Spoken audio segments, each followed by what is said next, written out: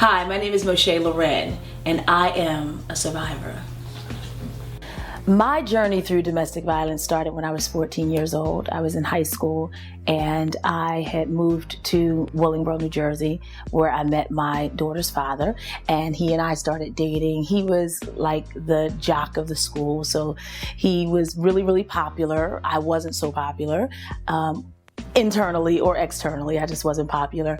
And he asked me out. And so for me, being asked out by this super jock who everybody wanted, and he had his sights and attentions focused on me, Miss Insecure, short hair and that whole bit, it was flattering. And soon after we got together, I started to see the signs of abuse, not recognizing them as signs, obviously, in the beginning, but in terms of him being very jealous of who I hung out with and who my friends were, to controlling where I went, to what I wore.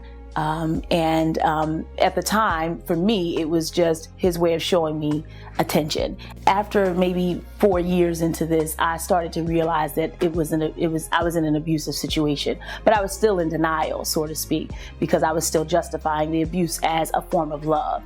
And no matter what friends and family members would say or how they would try to intervene, I always justified his actions because I thought maybe there was something that I was doing I could do better. And again, for me, it was the only love that I had known. We're driving home and I'm pregnant, and he started to ask me who I was looking at and why was I looking at this guy, and I'm like, I wasn't looking at anybody. What are you talking about?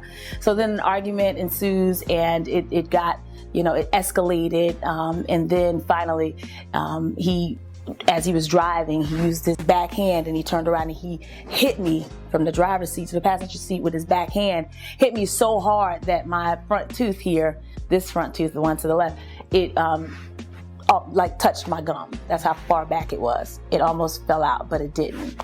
So we were fighting in the car as he was driving. We're fighting.